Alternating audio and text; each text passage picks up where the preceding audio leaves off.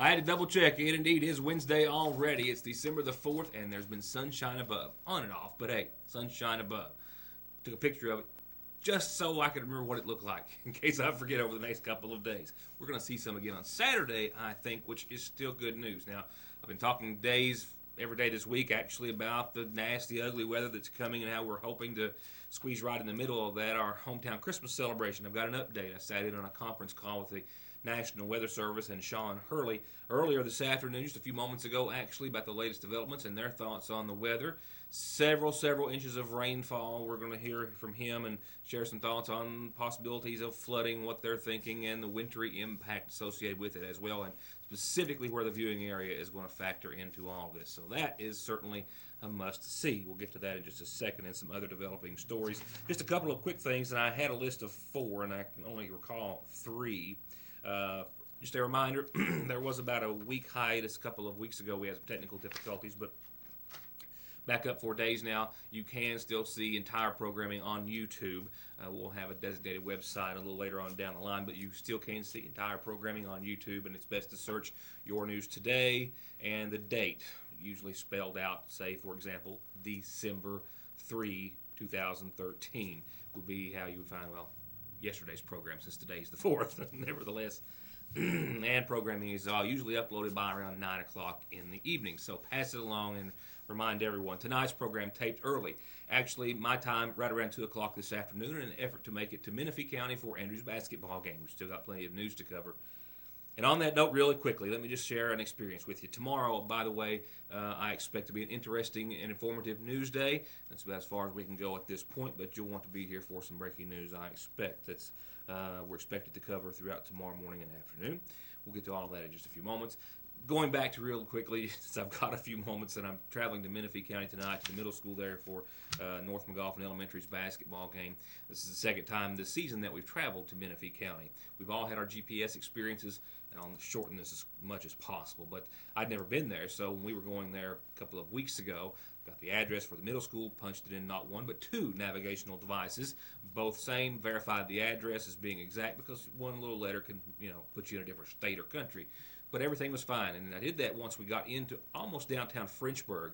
At that point, it said 15 miles through designation, which I thought was a little long, but I verified all the information we had computed into both units and followed it wholeheartedly. And before we knew it, ended up in the heart of the Red River Gorge on a small gravel road where it told me I had reached my destination. Now, I started getting some feelings long before that we were way off the beaten path, but I was out of cell service. I had a little gas at this point because I had well enough to get there and back, but not well enough to take a round trip. Met up with the fellow who was hunting, walking along the roadway. He gave me some directions, and then he gave me directions twice because he told me the wrong direction completely. And then I took off, and then 20 minutes later, he's flashing his headlights behind me, saying, "No, I gave you the right directions the first time." And then he asked us to follow him. At that point, I had no choice. 2.5 hours for a 55-minute drive, and I could go on for about an hour. Everyone's laughing. It's been a big story around home and around the fans for the basketball games, but it was an interesting experience. So the bus leaves at 4:15 today, and I'm going to be behind it. Even though I've been there before, I'm not going to make the same mistake twice. It was one of those things you just couldn't make up. Nevertheless, on to more important things, and that is, of course, tonight's headlines. And our first report is a tragic one, and as was feared yesterday, a man from Kentucky has died after being involved in an explosion. The bottom line is that you just never can tell the amount of time that it takes for gasoline to degrade inside a gas tank that, say, is either still on a car or has been detached from a car and left lying in a field or a barn. Can be years. It can be a lifetime before it will be safe to be around an open flame. Even just a small, minute amount of fumes can be very deadly. That's proven to be the case for a Greenup County man who we learned has passed away in the Cabell Huntington Hospital as a result of the severity of his injuries while he was cutting up a gas tank off an automobile to sell for scrap metal. 44-year-old Rick Bush was cutting up an old gas tank for scrap to sell for a little extra holiday cash when the explosion critically injured him. He suffered serious burns to more than 80% of his body from a blast that blew him some 20 feet or so from the ignition site. Now, he worked at a local glass factory or service in the area, and was also a local dirt track advocate. His dog, Buddy, who's actually in the photograph here with him, was by his side when help arrived. He was taken from the scene behind his home and ultimately to the Cabell Huntington Hospital. This was on Monday afternoon, I believe before 3 o'clock when the explosion initially happened. Sadly, he was pronounced dead earlier this morning at the same medical facility. I confirmed with Johnson County Sheriff Dwayne Price that there's at least one individual who will not be running for his job in the upcoming election. This after John Klein of Johnson County has officially entered a plea of guilty after being charged with serious drug-related offenses per a 1.5-year investigation. The man that walked into Johnson County Sheriff Dwayne Price's office just to inform the sheriff that he was going to be a future candidate against him didn't know at the time, had no way of knowing that he was already under investigation by the Sheriff's Department and Operation Unite and the Kentucky State Police and the Bureau of Alcohol, Tobacco, and Firearms for being one of Johnson County's largest drug dealers. Doctor shopping in multiple states, believed to be responsible for bringing thousands of pills into the region. Several weeks after that encounter with Sheriff Price, his department and other agencies conducted or concluded their investigation that had been ongoing for a year and a half after Klein sold an undercover informant 30 Oxycontins for about $3,000 in cash. It was immediately after that transaction when Klein exited the building where the transaction took place. He was confronted by authorities and taken into custody. He was armed at the time, and that was one of the reasons that the charges were enhanced. A search warrant was issued for his home as well in West Van Leer, and that search yielded more than 100 pills, more cash, and about 18 firearms. With a trial date set for this coming Monday, he has prior to now officially entered a plea of guilty to those charges. Now, he faces up to life in prison and a fine of up to $1 million. He also is agreeing to the consent of an examination of his bank and other financial records. His official sentencing has been set in U.S. District Court in Pikeville for March the 11th. The judge so far has not indicated as to what type of sentence or the length thereof he will be handing down against Klein.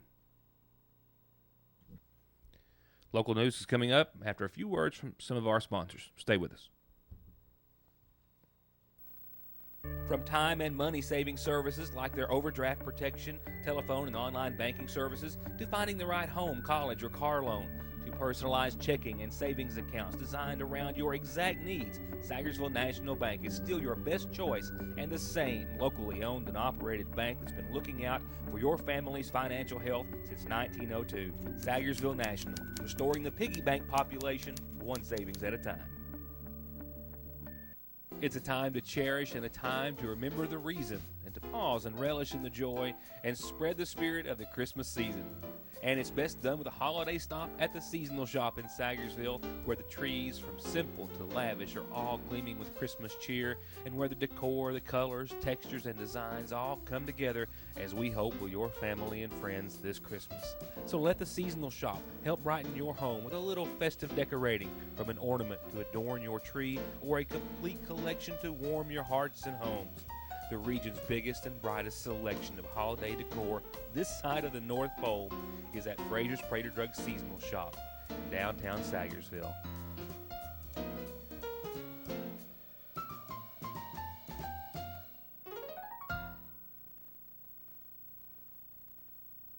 They've got muck boots for the hills and the mud, work boots for on and off the job, like the newest and maybe most comfortable, hardest working Red Wing ever. They've got Western boots for kicking up your heels and a whole new store full of the newest styles from all the famous makers you love, like Wrangler, Carhartt, Ariat, Miss Me, Leathers by Scully, and more at the brand spanking new Red's Boot Barn in Sagersville. The 2014 Terexes are in with a newly redesigned 800cc power plant and a new 2-seat configuration. And the XP1000 is on the ground, 107 horsepower and a world-class suspension, plus Polaris financing as low as 2.99%, 5.99 for up to 72 months. But it's only good till the end of the year at Connolly's Kawasaki and Polaris of Paintsville. At the end of every race, Mark Martin hangs up his driving gloves. He hangs up his fire suit. And he hangs up his helmet. Which is why he picks up his phone and opens the ER Extra app. The app shows ER Extra wait times, locations, and more. It's the one safeguard Mark Martin is never without. ER Extra at Paul B. Hall Regional Medical Center. Extra fast, extra easy, extra great. Hi, I'm Don McFarland, and I want to be your family lawyer. Sometimes we all have troubles in our life, and when we do, it's good to have a friend that you can call on and during times of legal trouble. Please give me a call. I have been here my entire life. I was born here, I was raised here, I have a family here, and I've practiced law here since 1994. So if you ever have pain, if you ever have trouble, if you're ever in need, then pick up the phone and call Donald Wayne, 349-9000. As I referred to at the very start of the show, in case you missed it, tonight's program tapes about 4 hours early in all actuality. Any breaking news that happened, of course, this evening, this afternoon and evening, we'll have for you tomorrow. Also, as I said earlier, we expect tomorrow to be a very busy news day, and that's as much as I can elaborate at this hour. With that said, while it's not breaking news, it has perplexed a few individuals out there like myself, and I actually had this video for yesterday and just couldn't get it on in time.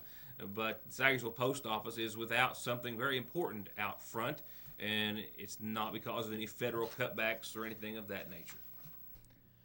I mean, given the current state of the federal government, that could be an obvious go-to assumption, but it's not the right one in this case. Just a tidbit of news, and just to pass it along to you, in case you went and pulled up to drop in the box or the mail in the outside box and you couldn't find it and felt a little disoriented for just a few moments.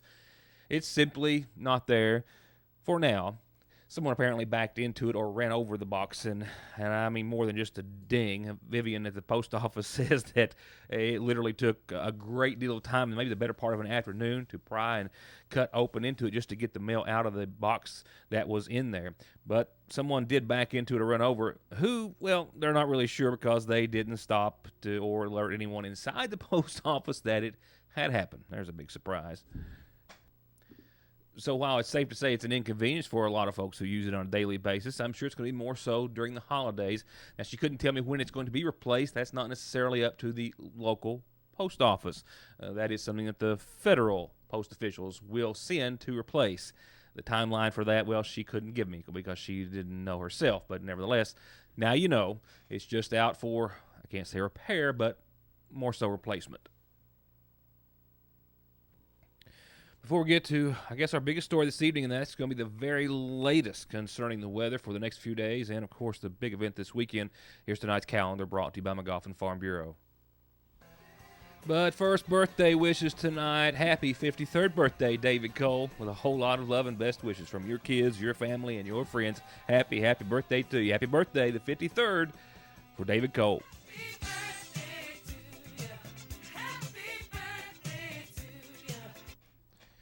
A reminder that you can still get fruit orders in at the Magoffin County High School, specifically the Career and Technical Center. At the Vocational Department, FFA students, as they always do this time of year, have their fruit for sale. You can get your order in just until this Friday. That's the big fruit boxes, mixed fruit boxes, hams and nuts, wonderful gifts, or something just to have nice for yourself for the holidays. Order by this Friday, pick it up by the 13th, 349-5188. And in lieu of the holidays, no picking and grinning for the month of December, but Merry Christmas from the Kearney Free Will Baptist Church. A memory learning styles lesson will take place tomorrow at Harold Whitaker Middle School at 8:15, and then North Magoffin Friday at 10:30. Parents, you're invited to sit in on this and help find out how you can instill better memory and learning styles in your 4th or 7th grade student. This is for 4th and 7th graders only. And just a reminder, and I'm not excited about the entire forecast. But as I said yesterday, I'm excited that it looks as though the Christmas celebration is going to be a go. Opening ceremonies will start at 3, the tree lighting at 5:30 next to the Sagersville National Bank, and the parade looks to be a go, possibly under a little snow at 6 p.m. Wouldn't that be cool? If you've got calendar announcements, this is how you get them on the program. Your news today at Post Office Box 1443. Phone them, fax them, email them. Find me on Facebook at Ritter Mortimer, or you can always drop them off here at the newsroom on East Maple Street. And if we're not in, which we often are not, often looking for news, you can leave them in the brass box on the front door.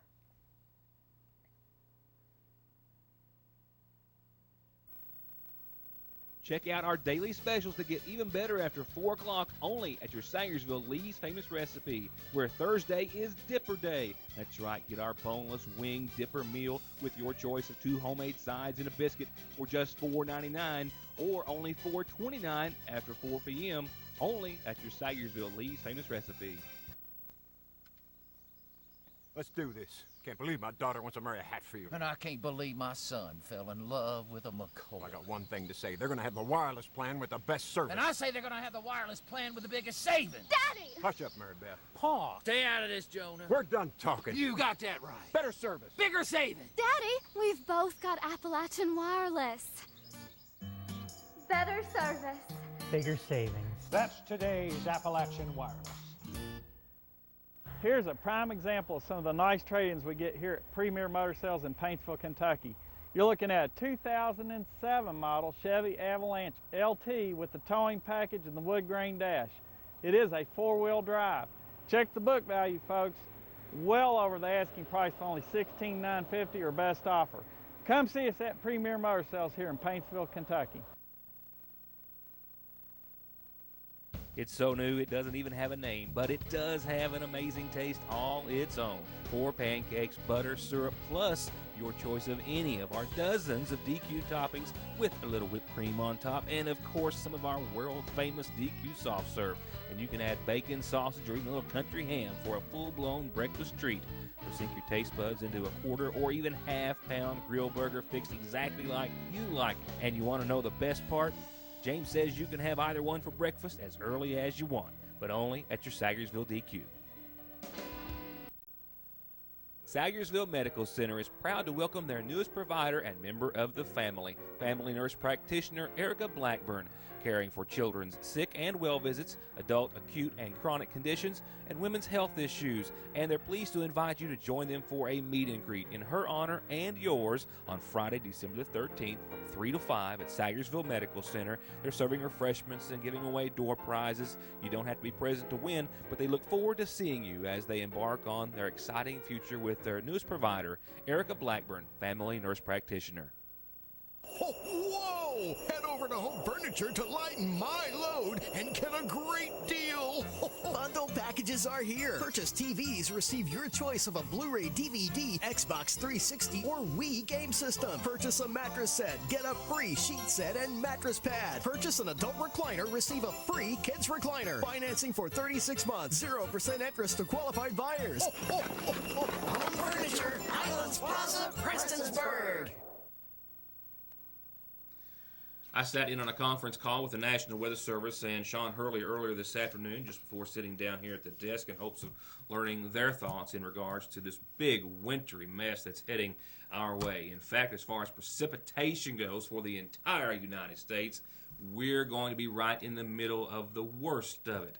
Now, the only good news I can still shed on this story at this hour is the fact that in between a whole lot of rainfall and the possibility of a little wintry mess, and we'll get into that in more detail in just a second, Saturday still looks to be a pretty nice, albeit cold, but clear and possibly even light snowy day for the parade and other Sagersville festivities. I'm going to go through the highlights of this event, and really we're dealing with 2 rounds of potentially heavy rain and wintry weather, and our primary threat in Eastern Kentucky will be the heavy rain and localized flooding. All of Eastern Kentucky is in the threat area for flooding. We expect rain to move into the area on Thursday, be widespread, then Thursday night and Friday. So any flood threat we expect to develop by Friday, and that would continue into Friday night. This initial round of heavy rain, we're looking at 2 to potentially up to 3 inches of rain. This could cause flooding in small creeks and streams and poor draining urban areas. The rest of the call reiterated what I've been talking about since Monday of this week, that it's going to be 2 rounds, with the second to be Sunday and Monday. That's after Saturday.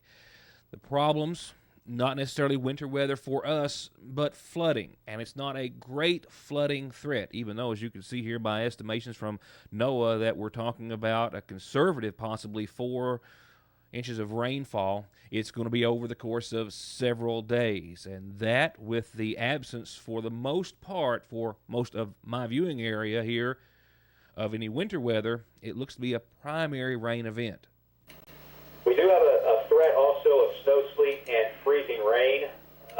The greatest threat will be north of the Mountain Parkway, and the earliest threat for this type of precipitation in our area would occur Friday. This could be as early as Friday morning, and this would be mainly in bluegrass county of our bluegrass, what we call bluegrass counties. That would be mainly Fleming, Bath, and Montgomery. Most of eastern Kentucky is just going to stay rain all day Friday. However, those counties, again, mentioned Montgomery, Bath, and Fleming, we could see some of that wintry mix on Friday. And then by Friday evening, seeing possibly that wintry mix then extend from Estill, Powell County, Menifee, Rowland County. And we'll talk more about this in a later graphic. Now that's the initial round. And so that would be Friday in the bluegrass, then late Friday afternoon through Friday night over all of eastern Kentucky. However, for most areas of eastern Kentucky, we're expecting very little snow, sleet, or freezing rain from Friday afternoon through Friday night. Now, keep in mind, that is just the initial round, and we're talking about 2 to 3 inches of rainfall in that initial round. Now, all computer models are still indicating right now that we're going to clear up right in the middle of these two systems. And your Saturday forecast is partly sunny, colder, 35 degrees, but the rain looks to be done before 1 o'clock Saturday morning, Friday night, Saturday morning for us. We're still days out. It could change, but this is your midweek update as best we have. And Saturday, partly sunny and 35 degrees. Now, the next round of moisture is going to move in Saturday night. And when it does, with a nighttime low of 27 and getting there relatively early, if we see any precipitation, it should be in the form of snow. Whether or not we'll see any snow for the parade, that's maybe a little of a long shot. The precipitation maybe not moving in here to a little later on Saturday night, but hey, we got a shot of seeing a few white flakes. You can see total precipitation forecast from Friday through the middle of next week, 4 to 6 inches from central Tennessee through eastern Kentucky and into West Virginia. And when you look at the nationwide map, the highest concentration of rainfall is pretty close to right where we are. Maybe not the highest, but we're right in the midst of it. We're talking about widespread 4-inch totals of rainfall for all of our viewing area here, so keep that in mind. And it's going to be a big wet and slightly wintry mess. Freezing, maybe a little bit of a mix Friday morning for some, but as Hurley says, that's mainly for Fleming, Bath, Montgomery counties. Most of us will still see rain. That mix might extend in the evening to Estill, Powell, Menifee, Rowan counties, but it still, for the most part, leaves us here. If you're watching this on TV, not on the internet, well, it leaves you out of most of the wintry mess, but under a significant, well, let's say major rainfall event. More of a flood threat. However, right now, the flood threat is very low, given the fact that it's spread out over the course of a few days. So that's your update for Friday, for Saturday, for Sunday, and for Monday. We know what's coming, right? The exact timing of which, well, still to be determined. But tomorrow, we'll see pretty much cloudy skies. We'll see some occasional showers, mainly afternoon here and there. A high of 65, still a lot of warm air out in front of all of this mess. And those occasional showers in the afternoon will be followed by some occasional rain Thursday night, and it will start to get heavy at times late tomorrow night, and then really kick in high gear Friday when that cooler air rushes in, and we've got a daytime high now estimated at 46 on your Friday. Yesterday we were hoping for 52, not anymore. Thank you all for being a part of the program. A bit short, I know. I'm off to Menifee County to watch Andrew's ball game, the basketball season, elementary at least, winding down as we're getting ready to gear up for high school basketball. Hey, folks, first game is this Friday night. We'll be talking about that tomorrow. I'll let you know who we're facing and when. It's here at home. That's our first home game for Magoffin County High School basketball this Friday night. We'll talk about that. And as I alluded to a couple of times, if everything goes as planned, we should have some news of significance tomorrow We'll be following that and other developing stories when I see you back here next time. Have a wonderful evening as we count down to Christmas. We'll see you back here next time for more of your news today. Good night, everybody.